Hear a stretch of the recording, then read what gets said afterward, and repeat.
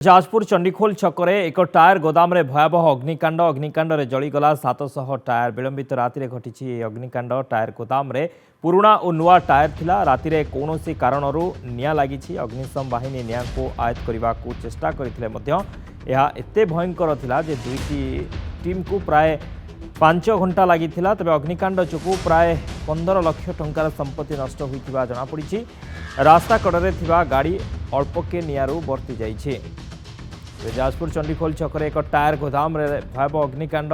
रे जलीगला 700 टायर विलंबित राति ए घटना घटी टायर गोदाम रे पुराणा और नुआ टायर थिला राति रे कौनसी कारणरू निया लगी अग्निशम बाहिनी निया को आयत्त करने को चेष्टा करथिले मध्य यह एते भयंकर थिला जे दुईटी टीम को प्राय 5 घंटा लगी निया को आयत्त करने अग्निकांड जो प्राय 15 लाख टंकार संपत्ति नष्ट होता जमापड़ी रास्ता कड़े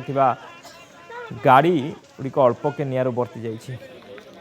हेमंत दास चंडीखोल रिपोर्टर आम सहित ऑनलाइन जोड़ी होती। हेमंत कौन सूचना रही बर्तमान निया संपूर्ण आयत को आसी शक्ति निश्चित भाव में जहाँ गतकाली राति जो भाव में भयावह अग्निकांड घटी जाजपुर जिला चंडीखोल छकरे जो टायर गोदाम रही से गोदाम पाखापाखि राति 10 ରୁ 11ଟା मध्य जहाँ अग्निकांड लगी सूचना मिली अग्निकांड विशेषकर बहु संख्यार जेहेतु दीर्घ दिन धरी से व्यवसायी मैंने पुराणा टायर और किसी नुआ टायर रखी व्यवसाय करते कौन कारण से निया लगी निया लगे पाखापाखि जहाँ कहुचे पाखापाखि 700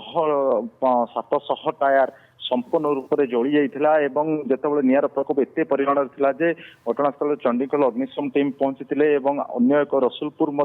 अग्निशम बाहिनी टीम पहुंची दीर्घ पाखापाखि अग्निशम बाहिनी पक्षर पाखापाखि 5 घंटा धरी निया को आयत्त करने चेष्टा जारी रही